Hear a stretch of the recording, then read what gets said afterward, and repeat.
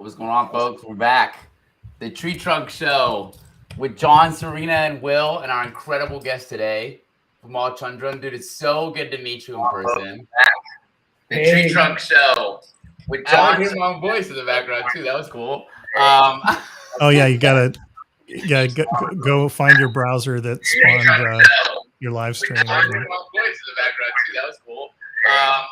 Oh yeah, you gotta go find your browser that spawned your live So stream. Vimal, I think you have a tab open.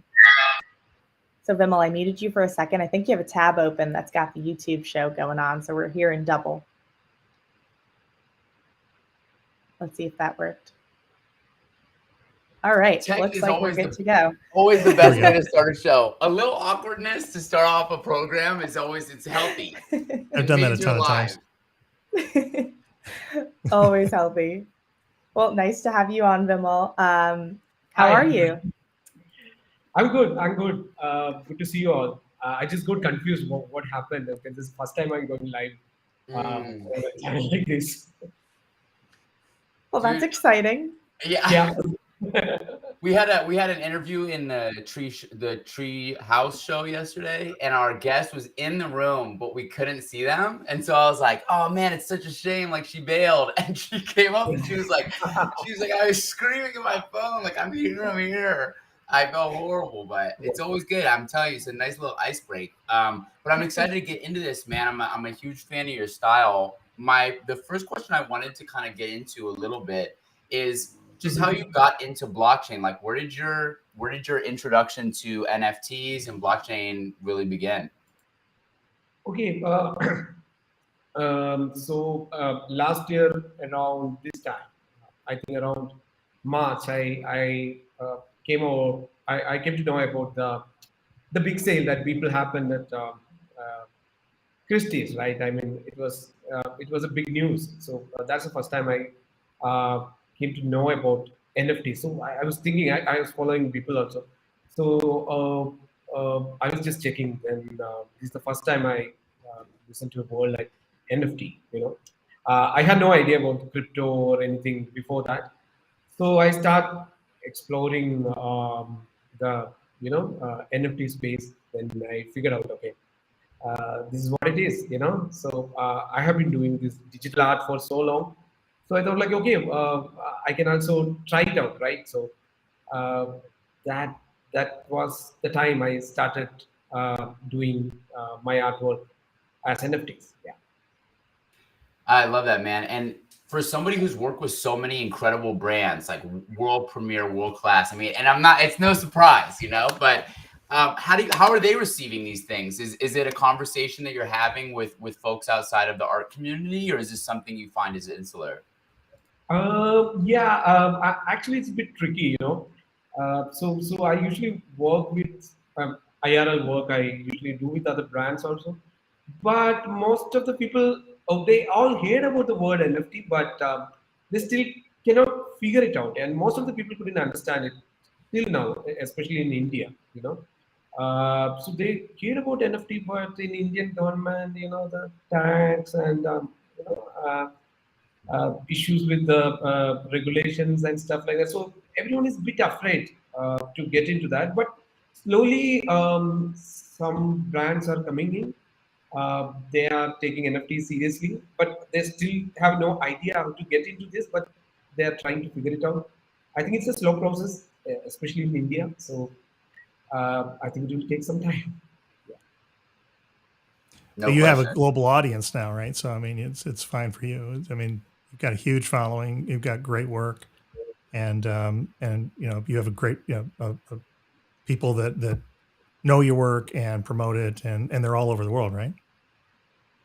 Yes. So I personally myself think I'm mostly an internet native artist, because I start doing art and start putting into social media uh, in 2010.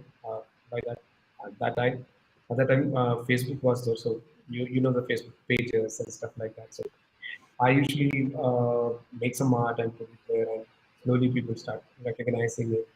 So I personally feel more like, okay, it's not really into.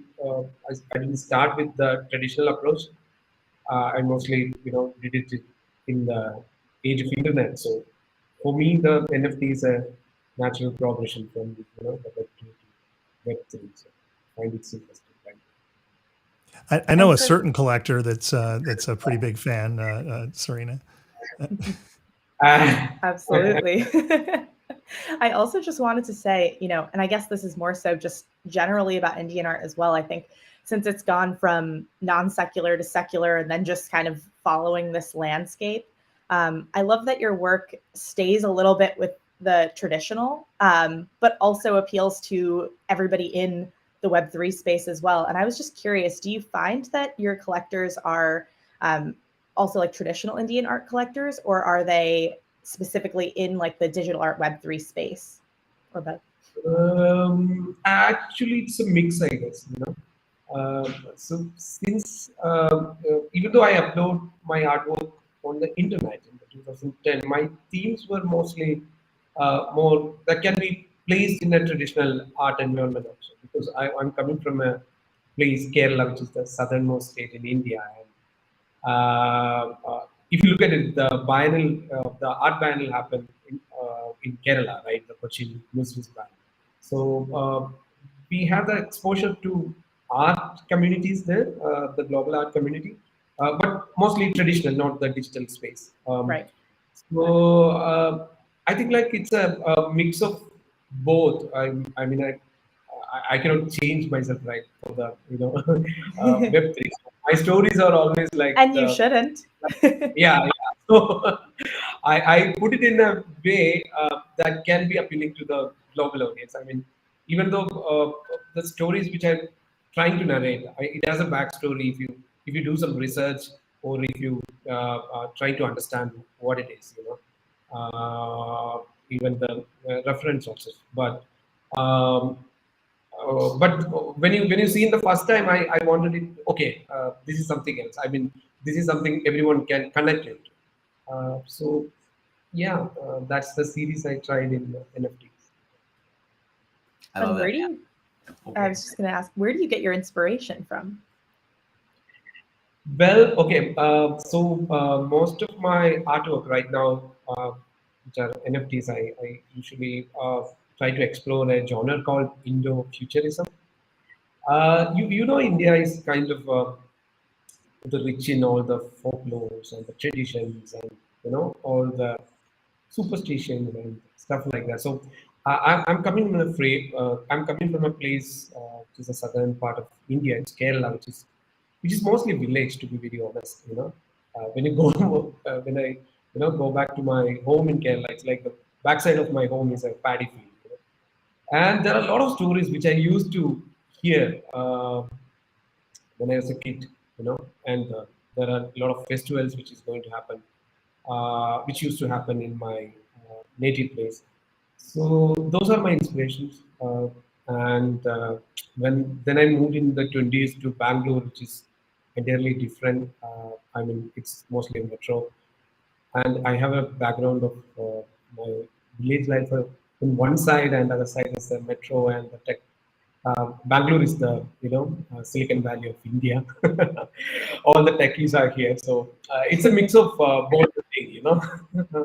So there's a contrast there, when you go back to your own home, there is a place I personally feel that it's 30 years back, in time. So this contrast, I think that is the basic idea of my inspiration. This when you try to put this pop culture elements and all the sci-fi movies that you watch and put it in this contrast, there is an interesting genre. So I call it Indo-futurism. So I'm just trying to explore that. Yeah. Let's take a look at the piece that you've got up on TreeTrunk on the Yeah. beta right now.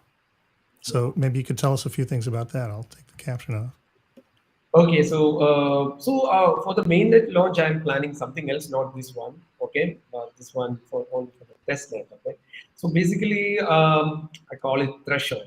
Threshold is the place that uh, what I call it, a place that you before you go inside something new, you have that one particular point of time, right? That you are nervous and you have no idea what to do. So this is something I trying to depict, and the main character or the main protagonist, not the boy, the main other character is like it's inspired from one of the folklore deity here in Kerala, which is called Theyam, which people consider here as the demigods. So I'm trying to give a science fiction twist to it. So it's just like a boy standing in front of that, and they have no idea what's going to happen. It's when you look at the Web3 space, or when you look at the world as a whole. Also, at this point of time, everyone is in the edge of uncertainty, right? So threshold can be considered as something new, something in beginning. And when I thought of TreeTrunk also, it's something new, right? So I thought like this is a good point to start with as a beginning. This is good stuff. I'm thinking that the MCU is running out of superheroes, so you could probably start bringing your work in to, Yeah. to the Marvel Cinematic Universe. Correct. Some Indian superheroes. Yeah. I Awesome. love that. No, it's so funny. I was going to ask you kind of how your illustrative work plays into your film work. And if there's like, if you pull from a different place for inspiration, or if this is kind of the same driving force in both your mediums, because it's wild to see, these different styles. Like, when did you kind of break into film as well? When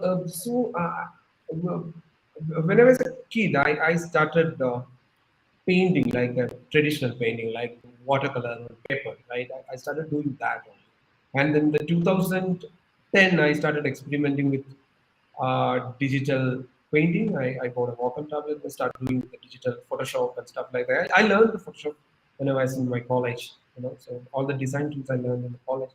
Then I slowly moved into digital, but I still like doing the traditional drawings and stuff like that because it's more organic to me. Then I started exploring photography, digital photography at the same time.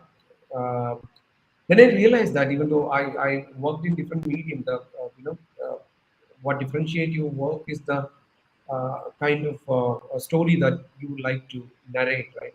So I think film is something which has much more wider canvas compared to an illustration, compared to a photography. It's in a 2D, so film give me that opportunity. So I thought like, okay, why can't it's an extension of photography and art. So yeah, I started doing films. I love that. No, it's badass, man. And that, again, that piece you did for TreeTrunk, I mean, I don't think I need to rant and rave about it. I'm sure everyone will, but it's so cool, man. It's so cool. I love your style. Thanks. I also, Vimal, I know you were traveling recently. I was wondering if you could maybe tell us a little bit about anything about that. Traveling. Yeah. Okay. So I started traveling when I started to take photography seriously. I started traveling. We all get inspiration from Steve McCurry, people who are quite famous and who have done tons of collection of photographs from India. Especially Varanasi, Jodhpur, Rajasthan, this area. So I'm like, okay, I'm from India. I'm here in India. Why can't I explore the place? So I started going to different part of India initially, specifically to what do you call the document the people and their culture and stuff like that. Then I got interested in one after another, and I started moving to other places. Then I kind of like it. I mean, it's give you a different perspective when you travel and meet some people, and you might get some other stories also. So it's a kind of inspiration. It's a good break in between. Do you travel for your art and film? Yes, I do. Recently, I have to travel to Meghalaya, which is different state, which is the northeastern state of India, and that is for some brand collaborations. Other than that, I usually travel to take my own collection of photos. I'm not minted photos yet as NFTs. I'm just observing, okay, the photography community, but maybe sometimes I will also get into do something related to photography and film, which is more, you know, more connected to Web3. But currently, I'm just focusing on the illustration aspect. Do you have so when you're creating any of the various art forms that you're producing, do you have a vision or like a mission statement that you're trying to get across, or is it just just trying to show us your talent, basically? You know what I mean? Yeah, I got it. Okay, so um, I think basically my idea of making art is something like there's a craft aspect of the art that you're making, that when you keep on practicing, that the craft will improve, right? So that is one thing. But at the same time, if you have different version of stories that you would like to tell, and sometimes you prefer to do it in a illustration. Sometimes if you want to talk about say, okay, the road workers from Himalaya. Okay, so you can make a movie or you can make a film. You don't have to stick with illustrations, right? So I personally select my media before I select the story that I would like to tell. So so the craft part of art, I'm not very correct. What do you call? That's not my real inspiration. Maybe this idea of telling different kind of stories, which give me that, I love that. No, uh, that's good. Yeah, I mean, I remember a friend of mine became a photographer, and I said, "Well, what do you have to say?" He's like, "Well, I like photography." I said, "Well, what do you have to say?" And he said, "I like photography." Um, and I think that's fine, right? But I mean, it seems to me that when works become important and meaningful and valuable, it's usually that they're telling a story, right? And And what's and you get lucky and you connect your stories somehow connects with the zeitgeist and what people are telling themselves, and then that reinforces and you see into their soul, or they feel like that, right? That's what anything I've ever bought. It's because I felt like the artist saw me somehow. That was the magical connection. Like they didn't know me, but they saw into me somehow. Damn, that was beautiful, and I felt that. I was gonna ask Vimal, for your piece for the mainnet. What is it? What are you trying to convey? Can you talk about the piece at all? Okay, it's titled as Babe. It's a mix of. So I have been to NFT for almost 1 year, right? So it's a mix of uh, all the artwork which I created. So it has elements from all of the artwork. So this is the first time I'm going to do an edition. So uh, the TreeTrunk. So I wanted it to be something very special. So I thought like, okay, it's combined uh, uh, elements of all my works, and yeah, that's almost ready. I'm not sure show it to you guys, but I'm definitely. That's pretty exciting. No spoilers, but out there, if you're watching, you're going to want to be. When are you dropping?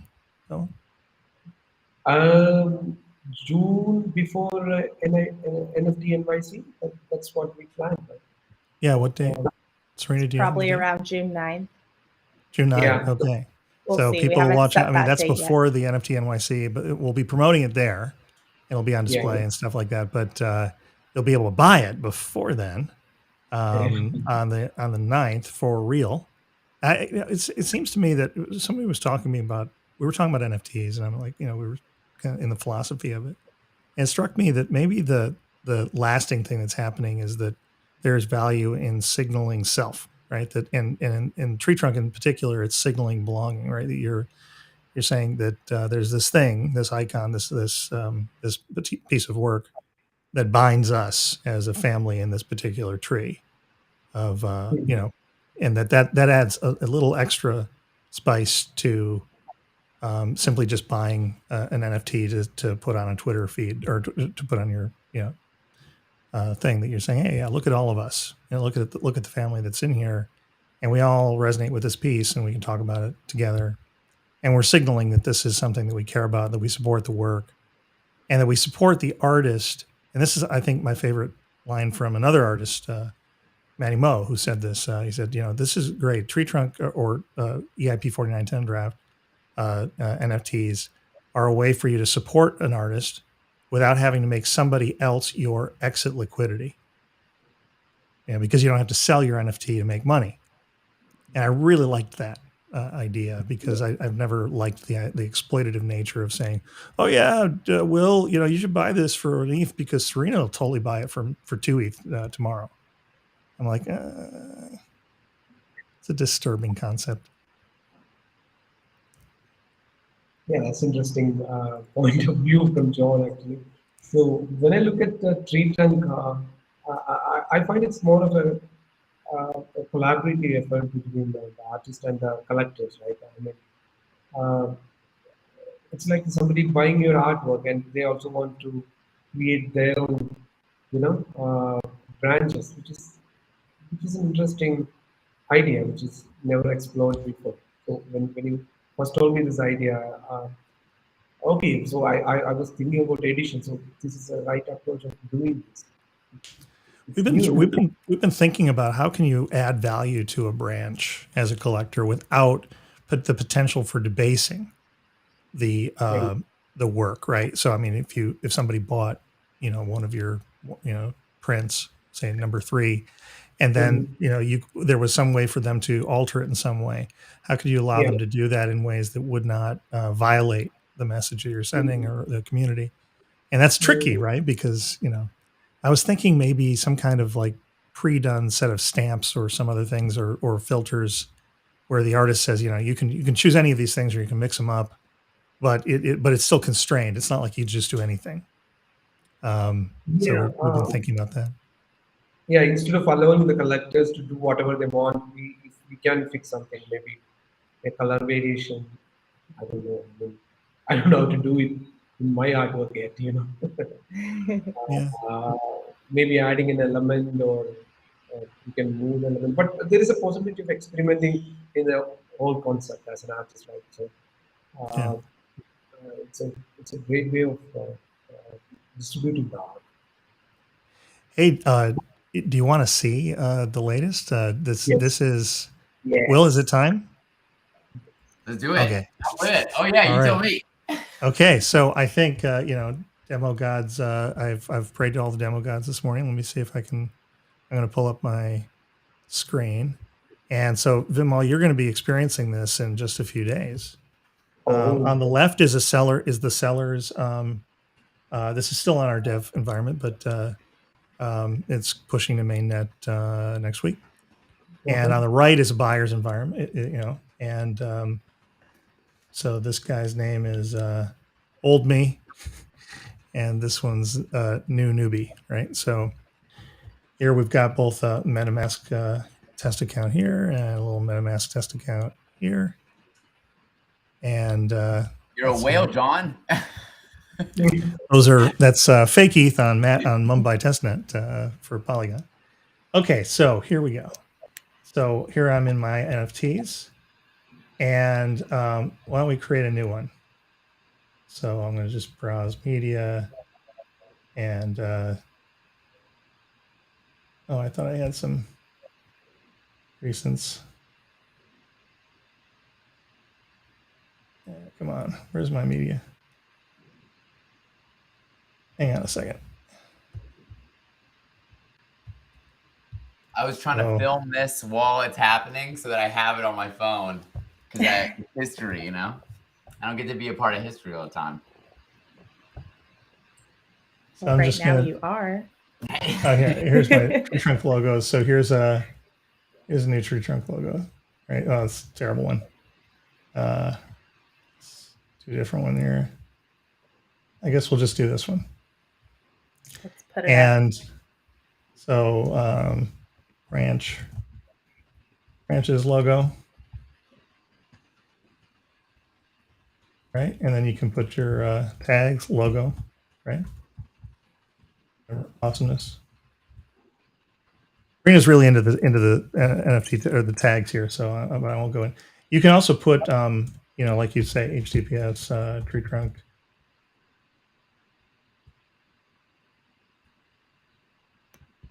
And as long as you put the prefix, it will be a link. At least it should be. And you can also have a hard link here. And then this is the new interface, Umal. So you can, yeah. So it's really simple. You can either do a preset. You can have big tree, medium tree, small tree. Then you can change it around too. So you can say, well, there's my small tree, but I actually want this to be 3, and then I'll switch to custom. Right. So I like the big trees, right? Because I like the idea of letting my collectors have the greatest potential for a franchise. And I think something that a lot of artists are not going to get right off, but hopefully will evolve, is the realization that you're not dropping, this would be a potential for 11,100 prints, but you're not actually printing them all until some collector decides to add 10 prints to their print, right? So it kind of grows organically. Although there is a question of pricing, and I think that's the interesting thing is, on one hand, wow, if I've got a print up here, a first gen, that can build 1,000 print or 1,100 print franchise, that's more valuable to me. But if everybody can do that and it's 11,000 prints, does that dilute the value of the rarity of the item? And I don't know. To me, the rarity comes in the generations, right? You could buy one of the 10,000 fourth gens, but you can't make any money on them, right? Unless you just on sell them. But you can't build a franchise out of it. But you can, so you may over time want to buy, that might be a $50 print, $25 print. But at the top, of first gen might be thousands, tens of thousands, maybe even millions of dollars, depending on the importance of the work and the franchise itself. But now you're buying a revenue stream and everything else.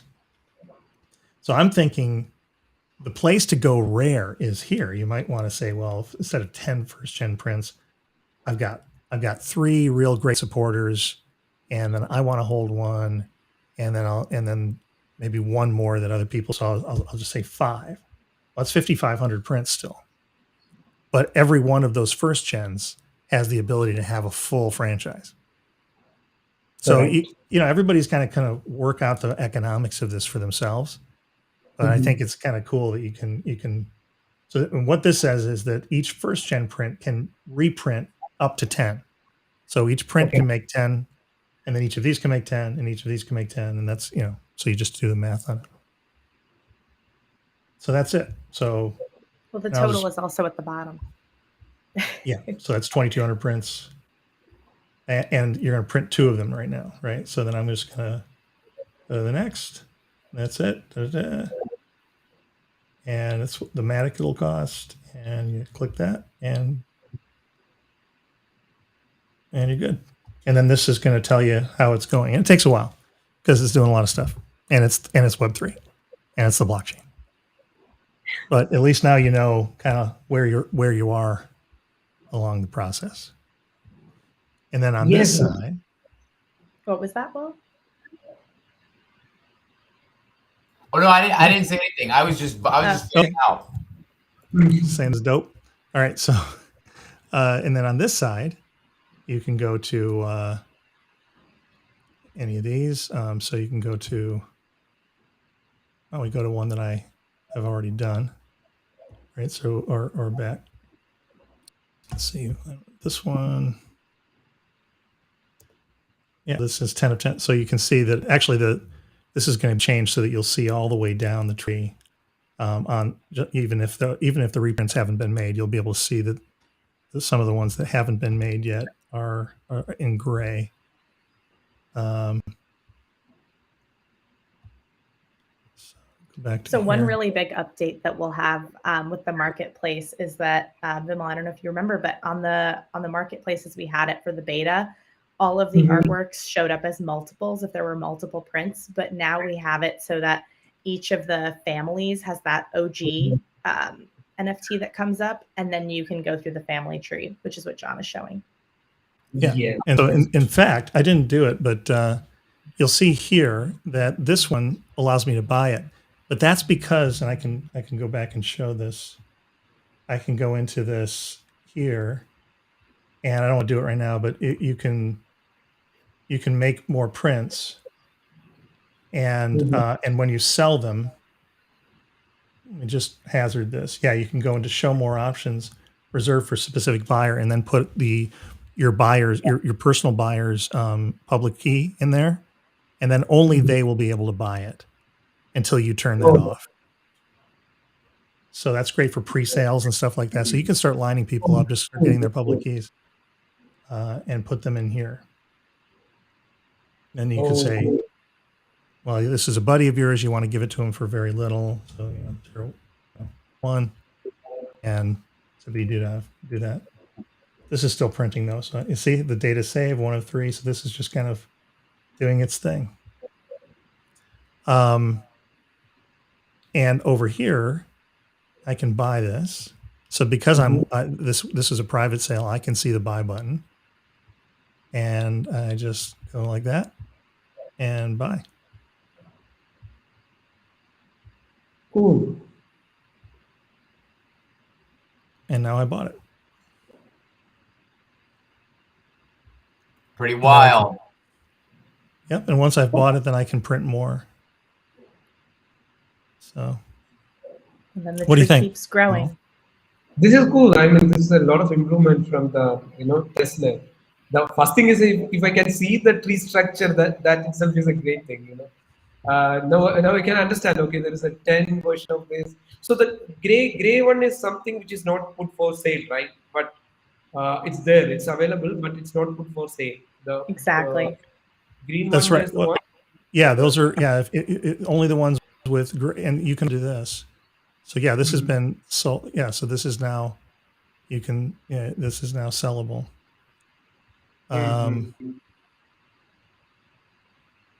Which one is that? 5.2. Yeah.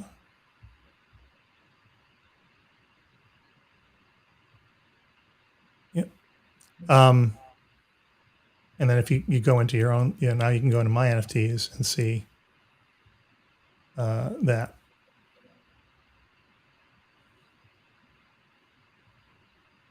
Yep. So, but you can also do this. You can say, well, only show me listed for sale. And then you can find the ones that are just listed really quickly. Or you can say, by me, listed for sale by me. Oh, I don't have anything listed for sale right now. So many ways to filter. Yep. And that's it. So let's say you were to make one of these on here, if you so you could sell it on another site, it would be a link that would link you back to the site, or would you buy it directly from the other site and it would just function through here? Like, does my question make sense? So you can buy it on, well, because all of these are based on, actually, I'm glad you said that. So I was going to show you the make print thing, but let me show you the IPFS. This is the actual asset living on IPFS, totally decentralized. And next week, this is going to show up with a button here that says embed, which will allow you to embed this image directly in any website you want, right? Your own website, your own gallery. You could even munch up all the embed codes. And, if you had a good web dev, that would just, programmatically display them in your gallery, you could do that. You can background color it. Actually, the next thing we're going to do is all of these are going to be color coded. So if this is a first gen, it will be like gold. The background will be gold. So you'll know at a glance that you've got it for, a high, what the generation level is. So this is print number 2, which means it's first generation print and it's top level. But this is all, once you're here, there'll be buttons up here next week that'll say connect to wallet, buy, sell, and if your wallet is the owner of this, then it'll say, you can say sell, you can list or unlist, you can collect your royalties instead of having to go, over here. Here's our royalties, so here's all the royalties that you're earning and the transactions, and you can, that's a reversal. You can claim your royalties, but you'll be able to do that straight from here without even going to our website. And and this is the cool thing, it's kind of like being able to embed YouTube videos all over the web, but but you don't have to call YouTube. This is going straight to a decentralized IPFS. So basically every print is its own DApp and every tree is its own DAO.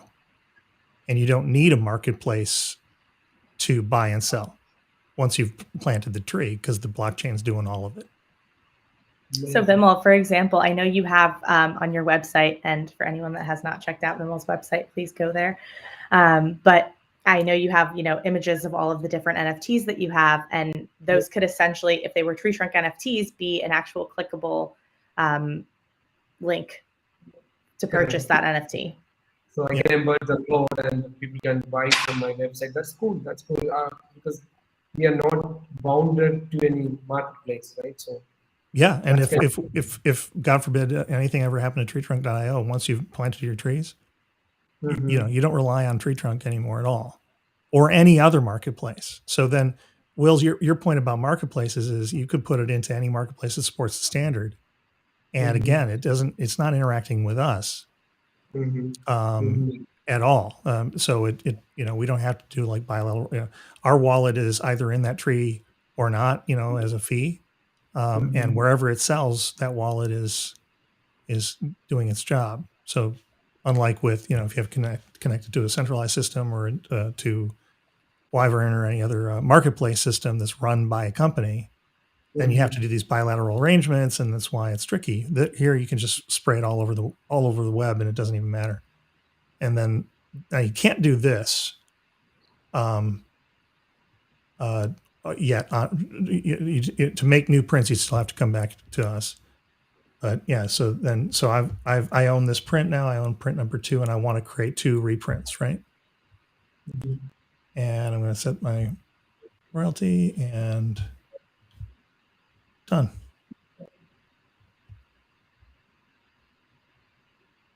Oops.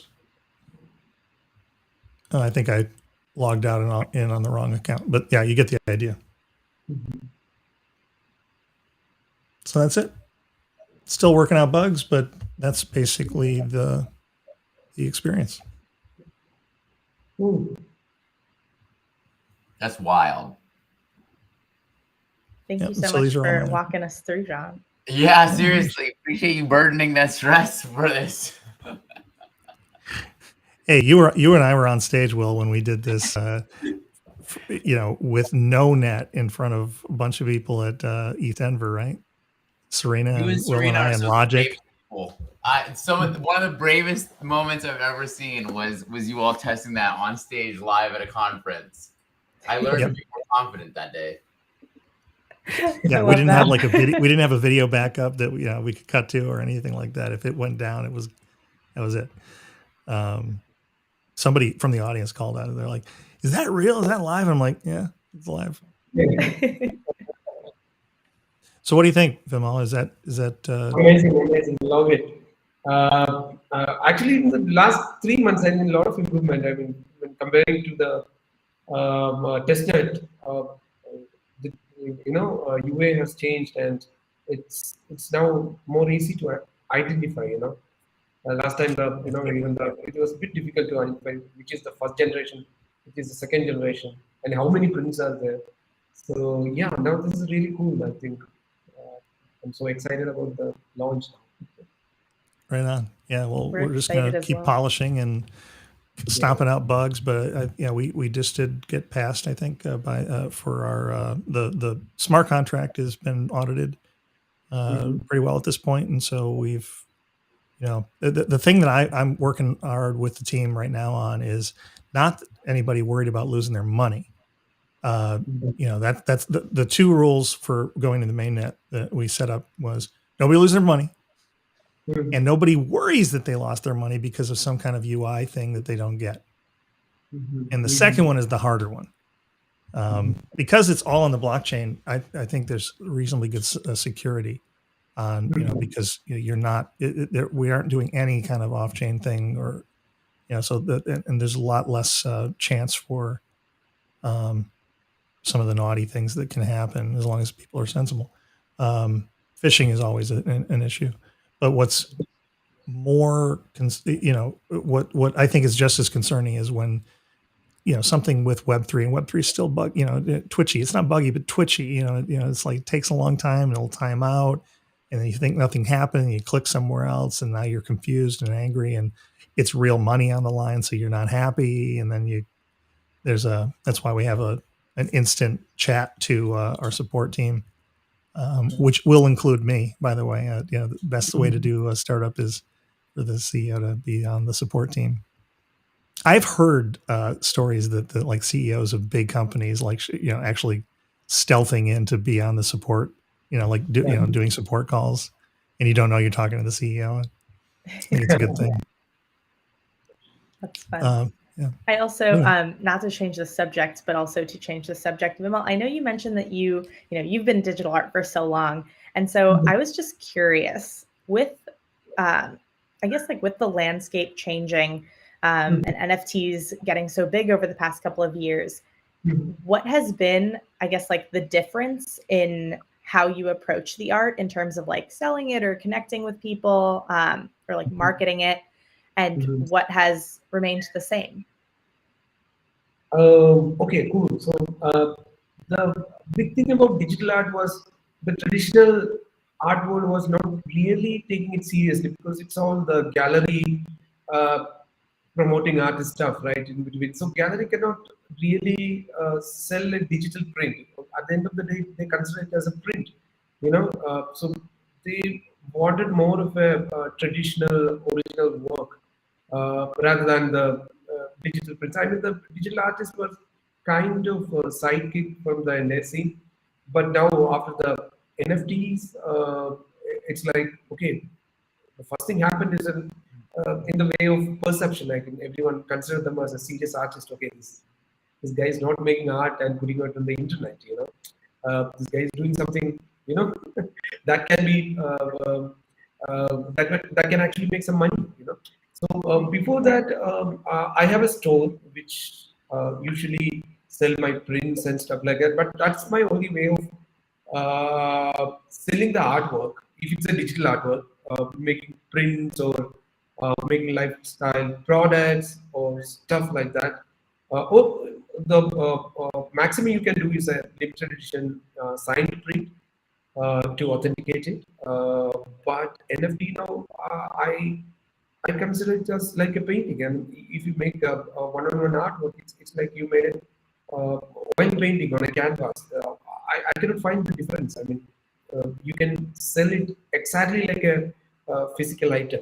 So that is the one thing. That is a huge change in the perception among the artists. But still, the traditional collectors are usually the people which are a bit old. They couldn't grasp the whole idea of NFT. The first question that still ask, okay, what will I do with this digital one? Where will I hang it? The question like this digital art. But usually when I check my collectors, most of the people are young people.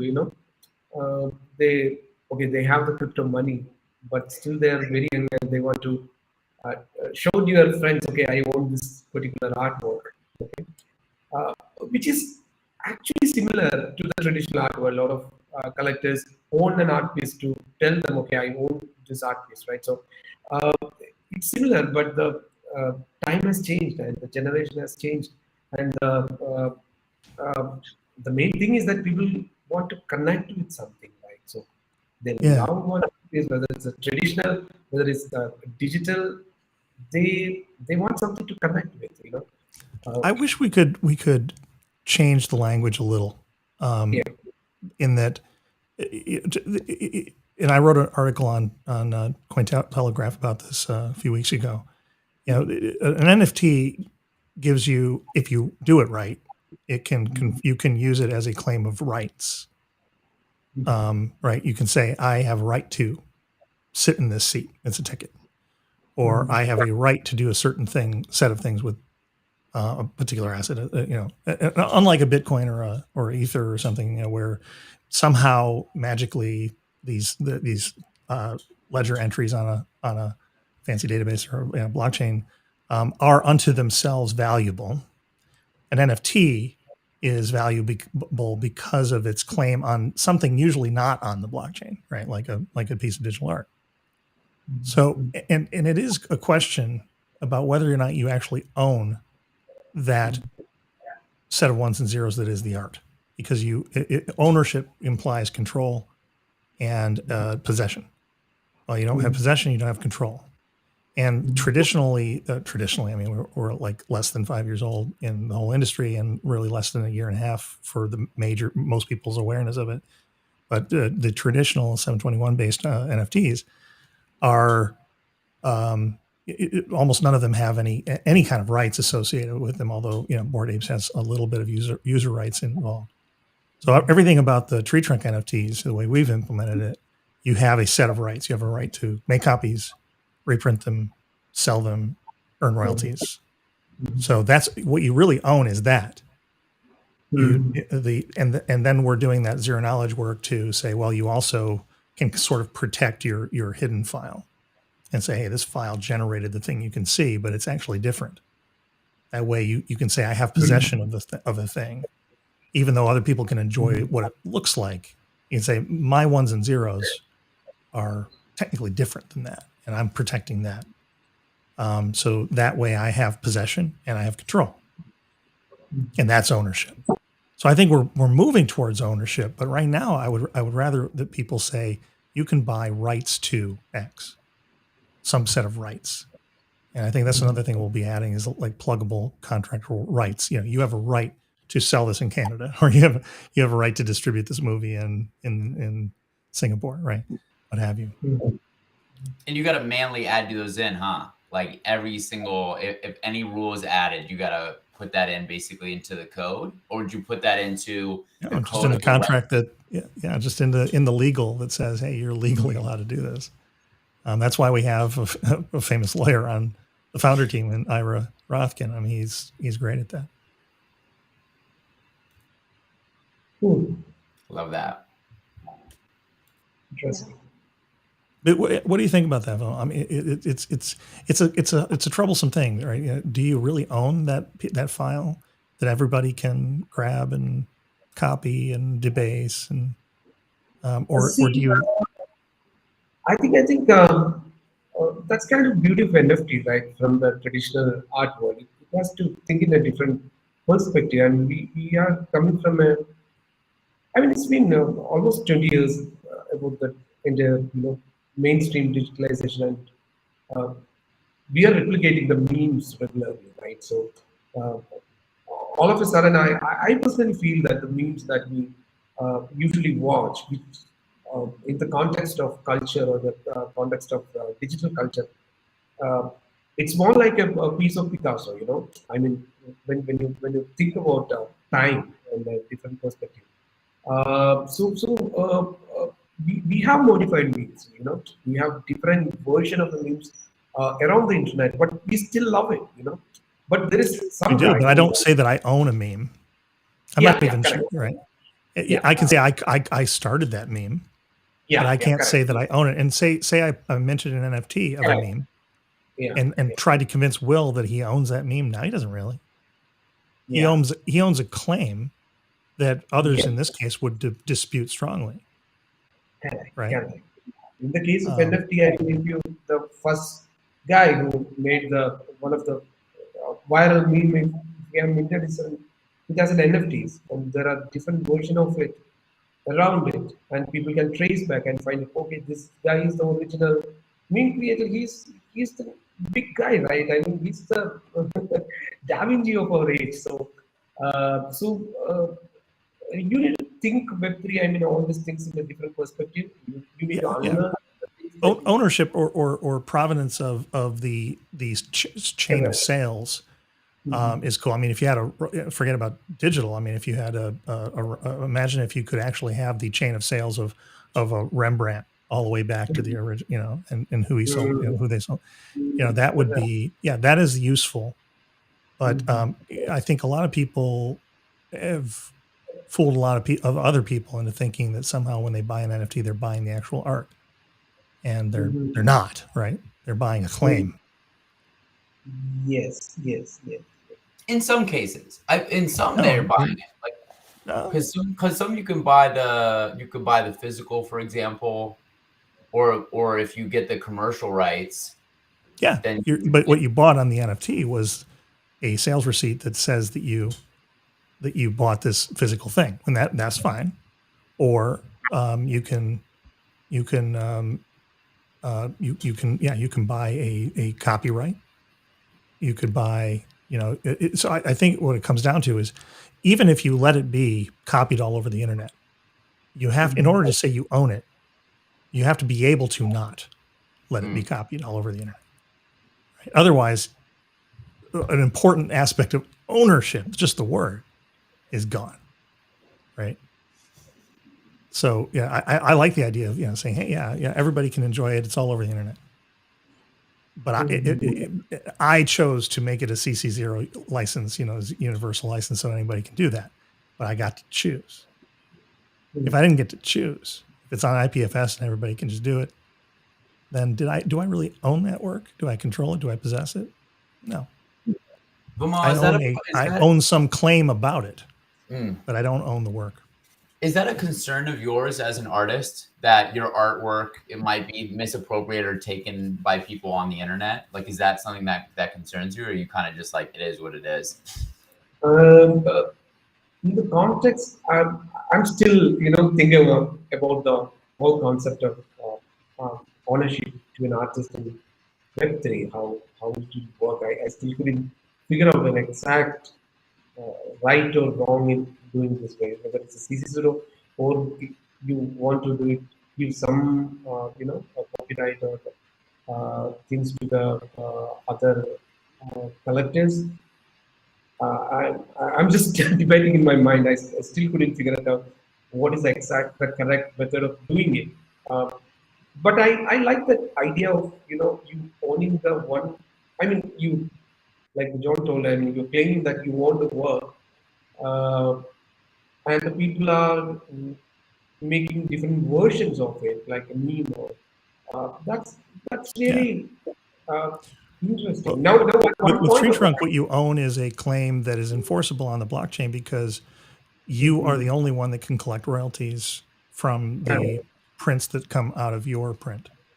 So that's where the rights come from. You could even do that with t-shirts. You could like do a t-shirt and put a little QR code on it. Anybody scans that t-shirt, gets a t-shirt sent to them, but the guy that owns the t-shirt, he gets a royalty from that, and the creator of the t-shirt still gets a royalty. And I think there actually is a business that does that. They can use TreeTrunk NFTs for that pretty easily. I also just wanted to address a question that we got in the audience from Attack Titan. He said, I or she or they said, I am still unclear on how an artist gets qualified to publish artwork. And so just wanted to address that.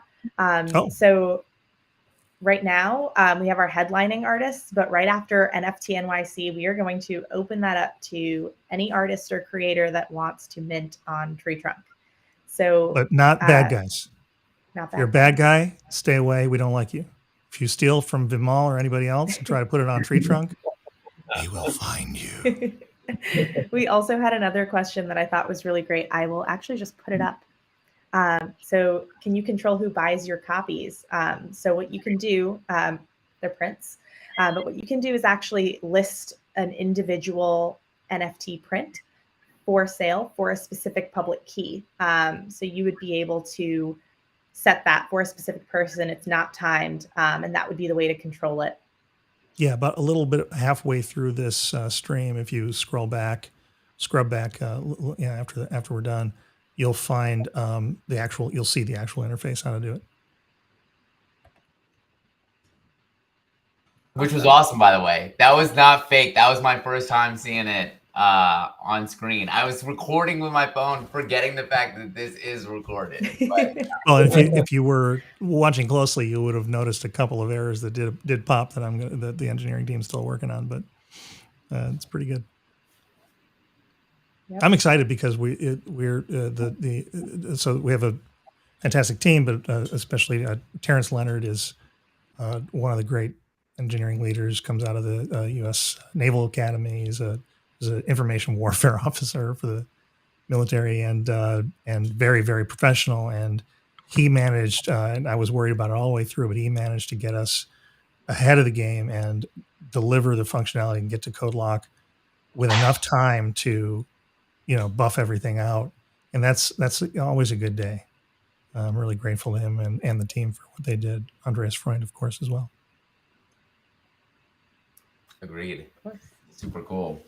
Vimal, I'm curious, when you are creating your tree, John asked this a lot, so I wanted to ask once, do you have an idea of how you're going to structure yours yet? Have you put thought to that for when the mainnet launches? Yeah, we already talked about this with John and Serena some time back.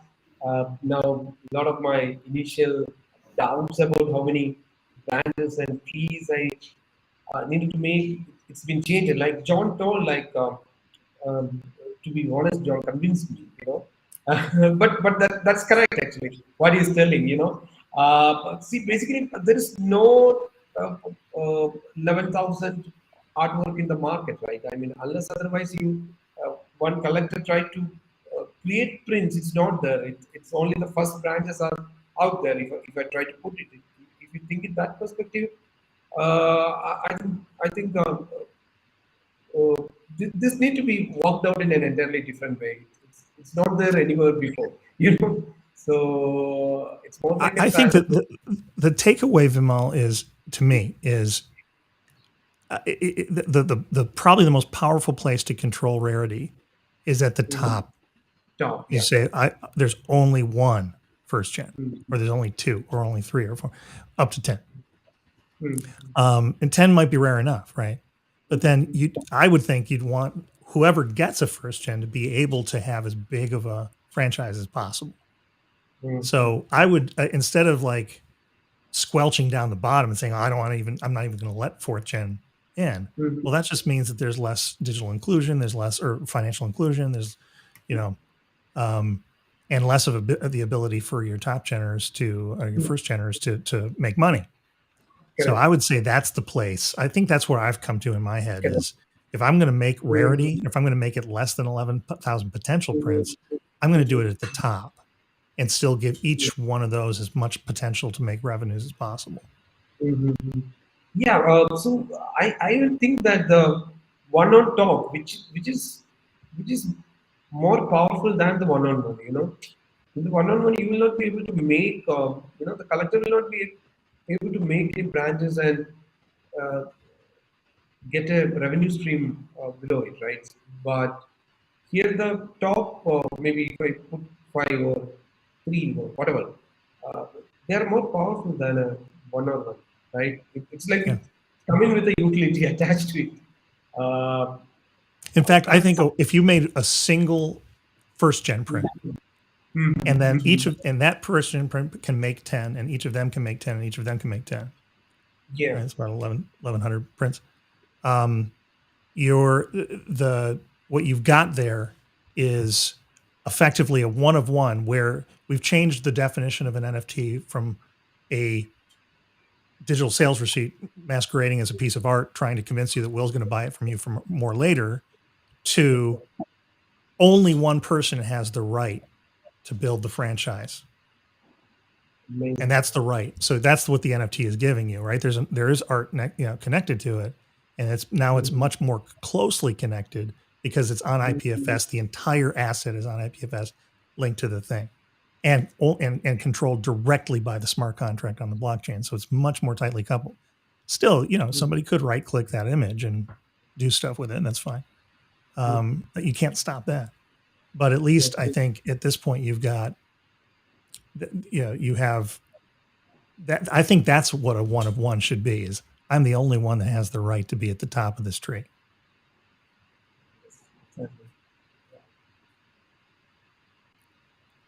I think we'll this say, is yeah. definitely going to be a game changer. And I'm pretty I- excited to see what happens. Yes, yes. Yeah. Well, Vimal, I wanted to ask real quick. Are you working on anything at the moment, and where can we find it if you are working on anything or about to drop something as well? No, my next drop is with TreeTrunk only. So Awesome. I don't have the work with me right now. Okay, so I should have shown you. So it's at the last stage. I think I'll be ready by June first week. So If anybody here is listening and wants to be sure to catch Vimal's drop, go to treetrunk.io right now and click on the sign up. There's you can sign up for the mainnet launch, and we'll be sending out alerts about that. Or maybe, I don't know, Vimal, do you have a sign up on your website? They could go there as well. So keep an eye out around the 9th of June.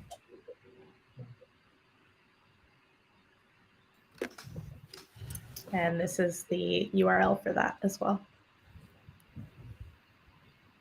Awesome. All right. All Hey, right, Will, are we ready to wrap up?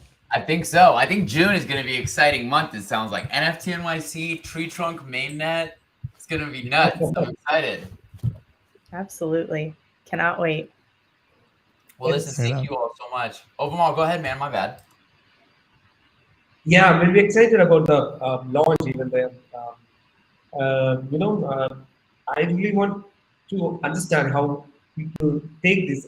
I think it's entirely new. When you, I've been into the NFT and looking into different streams in the last 1 year, and it's something which is entirely different. So I really want to know how the collectors take it, how they interpret the whole idea. So I'm really excited about this, and this is my first edition. After 1 year, I have only one-on-ones yet. So yeah, I'm also really looking forward to it. Well, we are Yeah. beyond excited to have you on as a headlining artist, Vimal, and so excited to see your work as well.